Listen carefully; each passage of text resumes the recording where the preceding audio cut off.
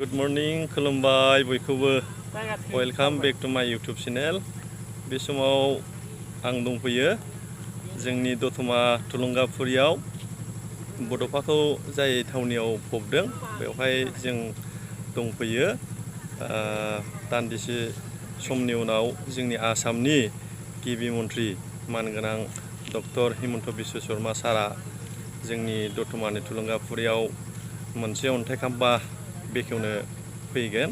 दा बे हाबाफारियाव बाहागो लाफानो होननानै जोङो बे समाव दतमानि तुलुंगापुरियाव दंफैयो।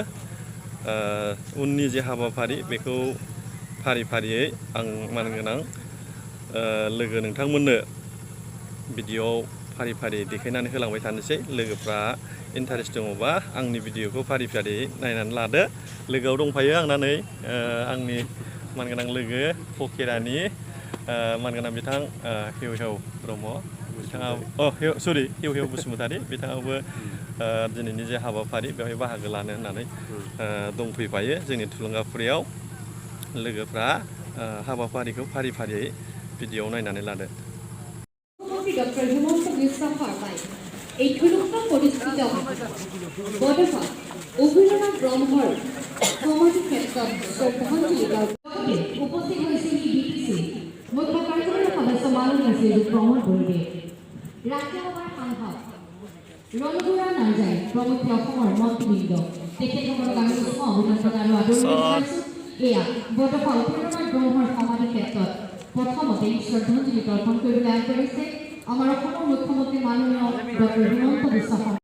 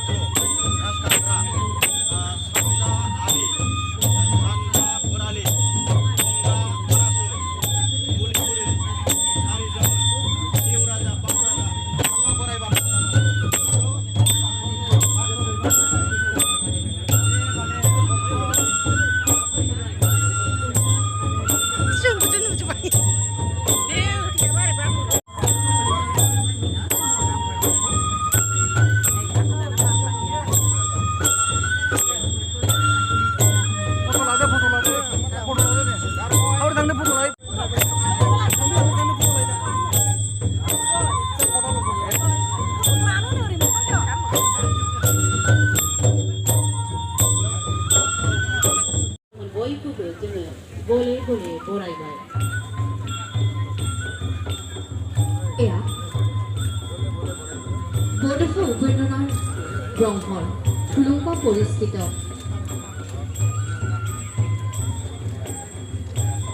প্ৰতিমূৰ্তিত মাল্যদান কৰিছে তথা পুষ্পাঞ্জলি দান কৰিছে অসমৰ মুখ্যমন্ত্ৰী মাননীয় ডক্টৰ হিমন্ত বিশ্ব শৰ্মা দেৱৰ লগতে আমাৰ বিটিসি মুখ্য কাৰ্যবাহী সদস্য মাননীয় শ্ৰীযুত প্ৰমোদ বৰদে আৰু লগতে অসমৰ বিভিন্ন বিভাগীয় মন্ত্ৰীবৃন্দ। তাৰপিছতে তেখেত আহিব আনুষ্ঠানিকভাৱে শুভ উদ্বোধন কৰিবলৈ আন্তঃগাঁথনি উন্নয়নৰ আধাৰশিলা।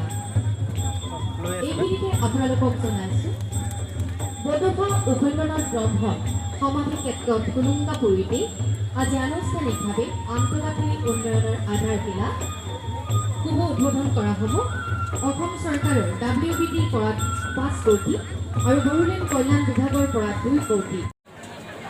आसामनि मानगोनां गिबि मन्त्रि सार डक्टर हिमन्त बिश्व शर्माया जोंनि दतमानि जे तुलुंगापुरि बेवहाय थानाय जे अन्थाइ खाम्फा बेखेवनाय बे हाबाफारिखौ सारा बेखेवनानै थांबाय। दा बे हाबाफारिखौ आङो भिडिअ'आव मानगोनां रायजो राजा बिथांमोननो देखायनानै होबाय।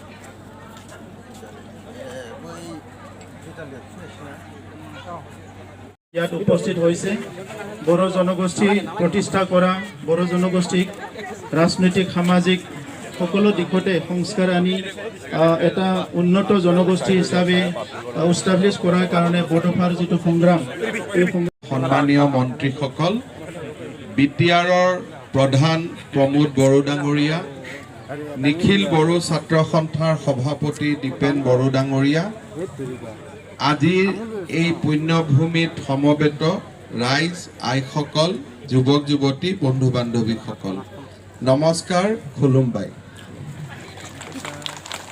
আজি আমি কোকৰাঝাৰলৈ আহিছিলোঁ অসম চৰকাৰৰ কেবিনেট বৈঠকত অংশগ্ৰহণ কৰাৰ বাবে।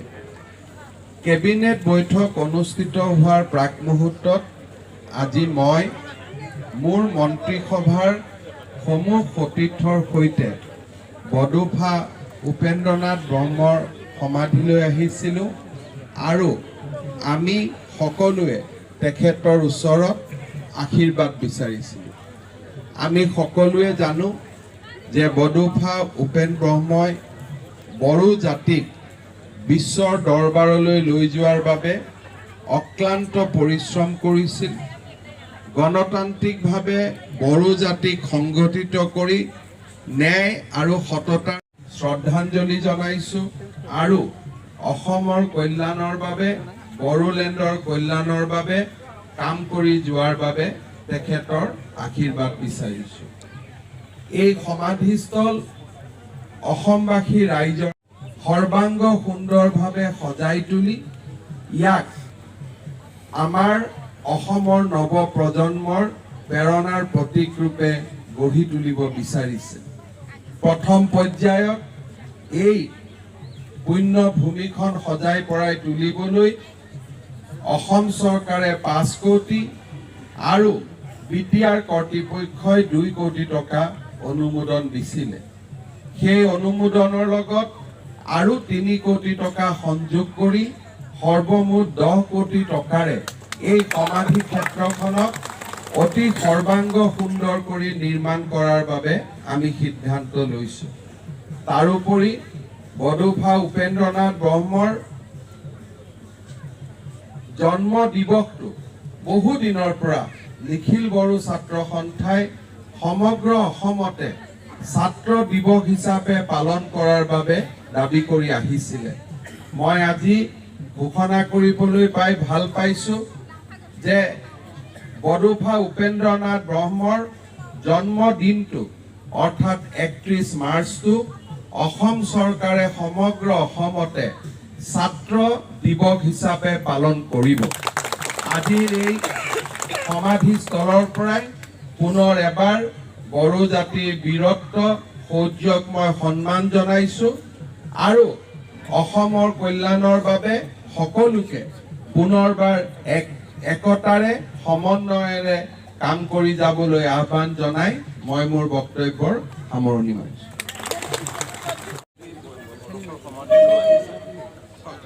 বডোফা উপেন্দ্ৰনাথ ব্ৰহ্মই এটা নিপীড়িত নিষ্পেষিত জাতিৰ কল্যাণৰ হকে কাম কৰিছে।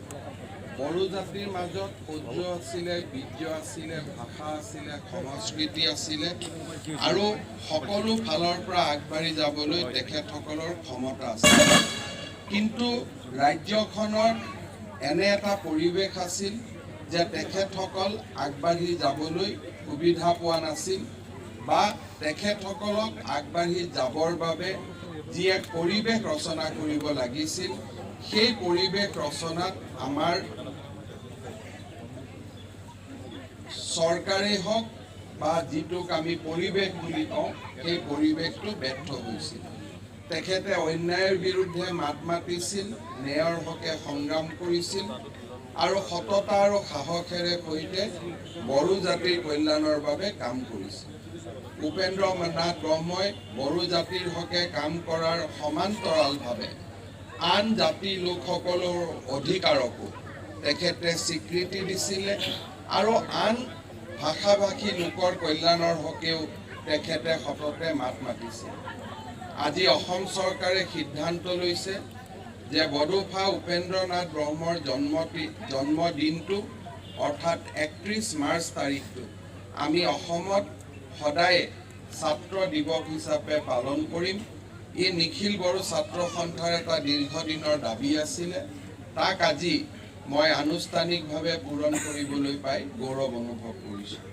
আজি অসমৰ মুখ্যমন্ত্ৰী হিচাপে মোৰ কেবিনেটৰ সমূহ সতীৰ্থৰ সৈতে বডোফা উপেন্দ্ৰনাথ ব্ৰহ্মৰ সমাধিলৈ আহি মই অত্যন্ত বিনম্ৰ অনুভৱ কৰিছোঁ আৰু তেখেতৰ পৰা অসমৰ কল্যাণৰ হকে তেখেতৰ পুণ্য আত্মাৰ পৰা আশীৰ্বাদ বিচাৰিছোঁ।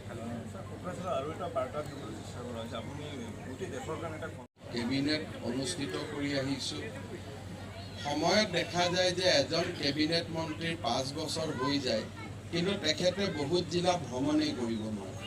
ময়ো দেখা পাইছিলোঁ যে মই দীৰ্ঘদিন অসমত মন্ত্ৰী হৈ আছিলোঁ, কিন্তু কোনোবা এটা কাৰ্যকালত কোনোবা জিলালৈ যোৱাই নহয়।